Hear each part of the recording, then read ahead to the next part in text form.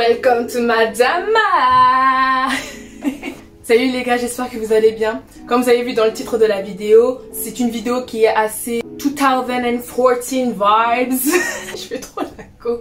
C'est grave un tag qu'on fait quand on était en 2014 et tout, et je me suis dit c'est pas mal de le refaire. En plus ça permettra à certaines personnes de me connaître un peu mieux, mais du coup dans le côté négatif. Vous voyez ce que je veux dire? Puisqu'aujourd'hui je vais vous expliquer 6 défauts que j'ai et que j'arrive toujours pas à ne plus avoir quoi. Et qui peut me porter préjudice en fait. Et qui me porte préjudice en fait. Qui peut me porter préjudice et qui me porte préjudice au quotidien. Donc on commence tout de suite.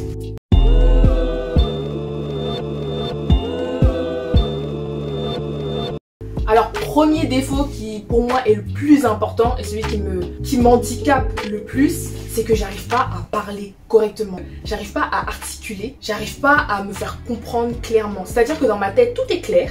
C'est comme si j'avais tout un script à prononcer d'un coup.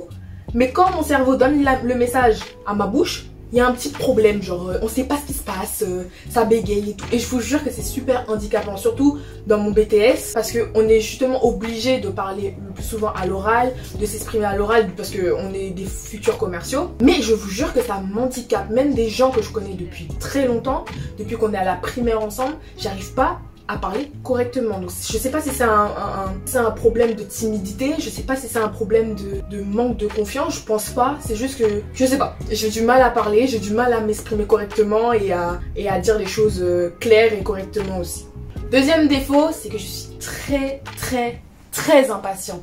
Quand j'entreprends quelque chose, je veux tout de suite avoir les résultats tout de suite. Tout de suite en fait. C'est-à-dire que quand je veux réaliser quelque chose, il faut que j'ai le matériel tout de suite. Par exemple, pour commencer YouTube, au début, je voulais tout de suite m'acheter caméra, ordinateur, ring light, parapluie et puis les fions-tournage. Mais avec quel argent? Et j'étais grave impatiente. C'est-à-dire que à chaque fois, ça m'énervait parce que je me disais ouais, la caméra elle est pas bonne, ouais, la qualité elle est pas bonne, ouais, le son il est pas bon, ouais, si. Mais en fait, c'est le début. Chill out. Il n'y a pas à être aussi impatiente. Donc ouais, par exemple, c'est un des exemples que je peux vous donner, par exemple pour mon impatience.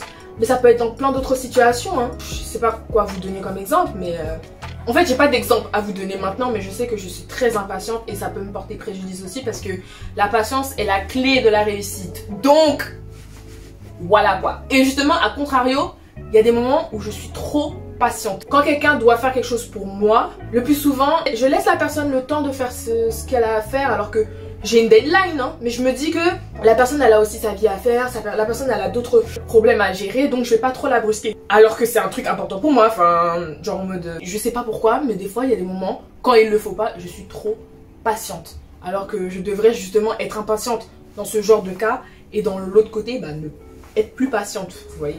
Je sais pas si c'est compréhensible, voilà. C'est comme je disais pour le premier défaut, je parle, je sais pas ce que je dis, je sais pas si c'est compréhensible. Troisième défaut, c'est que je suis très bordélique. Mais quand je vous dis bordélique, c'est pas les filles qui laissent traîner 2-3 vêtements et puis un peu de leur maquillage partout et tout. Non, quand je vous dis bordélique, c'est bordélique. Mais pas du côté négatif non plus. Je sais pas comment vous expliquer. Alors attendez, je vais essayer de vous peindre le personnage. Quand j'utilise quelque chose... Ben oui, fais du bruit, je te dirai rien. Quand j'utilise quelque chose, au lieu de le ranger tout de suite après, je laisse traîner. Je vous donne un exemple tout simple. Mon maquillage. Après me maquiller, pourtant je me maquille pas souvent. Après m'être maquillée, au lieu de ranger mes petits pinceaux, ranger ma boîte correctement dans les compartiments et tout, je le laisse sur mon bureau. Et le pire de ça, c'est que mon côté maniaque me reproche ce côté bordélique. Vous voyez ce que je veux dire? C'est-à-dire que des fois en plus tout est sur mon bureau. Sur mon bureau, il y a mon écran pour mon ordinateur. Je sais que ce qui est devant moi me dérange. Au lieu de le ranger, je le pousse et je fais mes affaires pour remettre après parce que du coup, comme j'ai de la place, je vais remettre quelque chose par-dessus après. Et c'est une boucle sans fin en fait. Donc je suis très bordée. Comme je vous ai dit, il y a des trucs qui peuvent traîner, des vêtements qui peuvent traîner. C'est pas des vêtements sales, le pire, c'est que c'est des vêtements propres qu'on me donne et que je ne range pas directement après en fait. J'ai donc mes vêtements, que ce soit par exemple mes colis Shein. À l'heure où je tourne, j'ai pas encore filmé le haul Shein, d'ailleurs ça va arriver bientôt. Stay tuned. Mais, par exemple, le colis, je l'ai, au lieu de le ranger correctement, je l'ai laissé partout. Ces vêtements-là, justement, ça fait partie des articles de chez Shein que je vous ferai, du coup, comme je vous ai dit, en haul. Bah, juste pour trouver ces vêtements-là, j'ai foutu le bordel, au lieu de le ranger tout de suite après. Vous voyez ce que je veux dire ou pas? Enfin bref, tout ça pour dire que je suis bordélique, mais à des limites. Je dérange, mais quand c'en est trop et je me mets à ranger. Et tant que c'est pas propre, on continue. On va continuer encore sur les défauts qui est un peu trop sur ma personne, c'est-à-dire que je suis très tête en l'air. Alors ça c'est le défaut que je traîne avec moi depuis que je suis toute petite. Je suis tellement tête en l'air et mes amis peuvent vous le témoigner hein. Quand je vous dis que je suis tête en l'air, par exemple, j'ai une de mes amies, viens on va manger un samedi après-midi, comme ça on discute, on s'amuse et tout, on catch up et compagnie. J'ai dit ça le lundi hein. Arrivé le vendredi soir, j'ai carrément oublié que j'avais donné rendez-vous le samedi. Ouais, le délire ou pas? Donc quand je vous dis que je suis vraiment tête en l'air, et ça va, vous allez me dire oh mais ça va, genre en mode c'est parce que j'ai prévu sur le long terme, c'est pour ça que j'oublie. Mais il y a des fois on me dit un truc le jour même et je l'oublie la minute après. Mais quand je vous dis, je sais pas comment vous expliquer, mais je suis vraiment tête en l'air. Si on me rappelle pas les choses, considérez que j'ai oublié. Et je le fais même pas exprès hein, c'est vraiment que j'ai oublié. Là on passe aux défauts qui me dérangent vraiment le plus parce que c'est ça qui peut me porter préjudice. Il y en a un où c'est je garde souvent ma frustration pour moi toute seule. C'est à dire que quand quelqu'un va me blesser ou quelqu'un va me vexer, au lieu d'aller lui en parler directement, je préfère le garder pour moi. Sauf que le problème c'est que ça transparaît en fait, parce que du coup quand je parle à la personne qui m'a vexée ou qui m'a saoulée, j'ai une manière de parler qui est assez sèche. Justement ça fait écho à un autre défaut qui est que parfois je suis très sèche avec les gens, mais sans m'en rendre compte. C'est à dire que c'est pas méchamment, mais encore une fois, quand quelque chose me frustre ou quand quelque chose m'énerve, au lieu d'en parler à la personne pour faire des problèmes ou je sais pas quoi, je préfère le garder pour moi, régler ce problème avec moi toute seule et après revenir parler à la personne si j'en ai envie, entre guillemets. En fait, pourquoi je le fais, avant je comprenais pas pourquoi je le faisais, mais maintenant je comprends pourquoi je le fais. C'est parce que j'ai pas envie de mal parler à la personne. C'est-à-dire qu'elle m'a frustrée, elle m'a vexée. Ça se trouve c'est même pas méchamment qu'elle l'a fait, mais moi ça m'a saoulée. Et au lieu de mal lui parler et que ça fasse des frictions, des problèmes, des disputes, je préfère tout garder pour moi, régler mon problème toute seule entre guillemets et revenir voir la personne après. Sauf que du coup, on sent qu'il y a un problème en fait. C'est-à-dire qu'il y a des moments où j'ai un truc au hasard avec un groupe d'amis. Il y a un truc qui m'a saoulé dans ce qu'elles ont dit ou ce qui a été fait. Au lieu de leur en parler parce que ce sont mes amis, je vais me mettre de côté. Je vais essayer de reprendre sur moi, de dire non mais au pire, Océane tranquille, enfin passe à autre chose et compagnie. Sauf que du coup, ça m'a tellement saoulé que j'ai même plus envie de rester avec le groupe d'amis. Vous voyez ce que je veux dire ou pas? Mais c'est pas méchant, mais c'est juste, je sais pas, ça se fait comme ça et j'ai pas envie.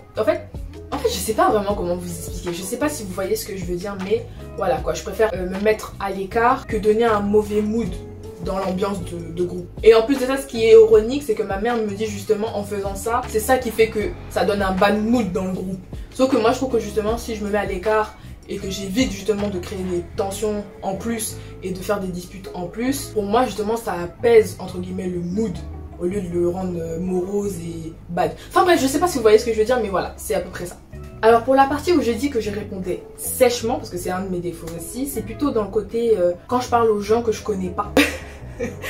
Ça aussi je l'ai vu souvent quand j'écris au message avec les gens. Mais c'est à dire que quand je connais... En fait, comment je peux expliquer ça? Un exemple tout simple. Quand un garçon vient me parler par un message par exemple, je sais très bien ses intentions. Et comme ça me saoule déjà, je préfère répondre sèchement. Comme ça au moins la conversation elle est déjà finie, on perd pas de temps. Sauf que du coup, ça renvoie une image négative. Parce que du coup on va penser que je suis méchante, je suis sèche, je suis arrogante, je suis ce que vous voulez. Alors que pas du tout, c'est juste que je sais déjà pourquoi tu es là.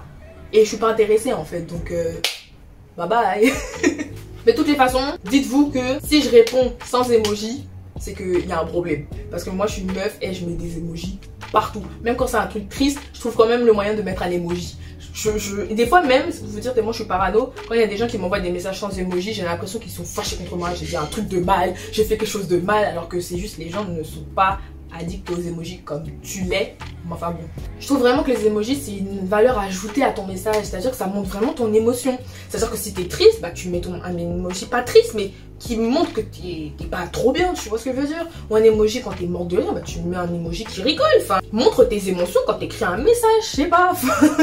Après moi je sais pas, après les gens font ce qu'ils veulent hein. Mais moi personnellement je trouve que justement une personne qui n'envoie pas d'emoji, j'arrive pas à voir ses intentions, j'arrive pas à percevoir son humeur. Et du coup quand elle m'envoie des messages, je me dis tout le temps que soit je vais dire quelque chose de mal, soit elle est fâchée, soit elle est sèche, soit enfin bref. Quand je pense que la personne est sèche avec moi, du coup je suis sèche avec la personne. Alors que le plus souvent, c'est juste que la personne ne met pas d'émoji, enfin c'est tout quoi. Mais c'est pas pour autant qu'elle est sèche avec moi ou avec d'autres personnes. Dernier défaut de ce que j'ai pu noter et j'ai pu remarquer, ça revient aussi par les messages, c'est-à-dire que j'ai du mal à faire le premier pas avec les gens. Quand je dis ça, je parle pas aux gens que je connais pas, mais je parle plutôt avec les gens que je connais justement. Et c'est ça qui est dommage. On me reproche souvent par exemple de pas envoyer un message pour savoir si la personne elle va bien, pour savoir est-ce qu'on sort, qu'est-ce qu'on fait et compagnie, enfin pour voir si la personne est vivante quoi. Parce que en fait pour moi, par exemple pour moi j'ai pas besoin d'envoyer 3500 fois des messages pour savoir si la personne elle va bien, si elle est vivante ou pas. Ou alors que par exemple elle peut mettre quelque chose dans sa story et c'est pas pour autant que la personne elle est bien ou la personne elle va bien. Enfin bref quoi, enfin c'est pas parce que tu vois que elle sort avec des gens et tout et que elle a l'air d'avoir un grand sourire que ça veut dire que la personne elle va vraiment bien. Donc juste envoyer un message pour savoir si la personne va bien, bah en vrai c'est pour moi, enfin, c'est logique, mais je le fais pas. Mais c'est pas méchamment encore une fois, mais c'est juste que j'y pense pas en fait. Pour moi, je pense à la personne, mais je pense pas à envoyer un message pour savoir si cette personne va vraiment bien, pour voir si cette personne, elle a pas besoin de confort, de réconfort ou de sortir ou... Enfin bref quoi, enfin... C'est un truc qui est très logique et que j'ai du mal encore à assimiler et à mettre en œuvre quoi. Mais ça je sais d'où ça sort hein, parce que mon père il fait pareil. Il a lui-même aussi, il pense pas à envoyer des messages à sa famille, à ses proches pour savoir s'ils vont bien ou pas. Alors que, enfin, c'est logique quoi. Enfin, c'est juste... voilà, je sais pas moi non plus pourquoi, mais c'est sûr que c'est un défaut que je me bats à régler quoi. Parce que c'est pas normal. Voilà, je pense que j'ai fait le tour de mes défauts. J'espère que la vidéo vous a plu. Si vous me connaissez et que vous pensez que j'ai oublié quelques défauts, n'hésitez pas à le mettre dans le commentaire, y a pas de souci, hein, je vais pas me vexer. Je sais que j'ai des défauts, personne n'est parfait. En tout cas, n'hésitez pas à liker la vidéo si ça vous a plu, à partager, à commenter, à vous abonner et à activer la cloche de notification parce qu'on oublie souvent cette cloche. D'ici là, je vous dis à Onda de soleil et portez-vous bien, voilà. Voilà. Bye. Et le soleil ne m'a même pas laissé finir ma vidéo. Il a dit bon, si tu n'as pas fini, moi je l'ai fini. Je me casse. Mais tu pouvais pas attendre 2 secondes? Non, juste 2 secondes.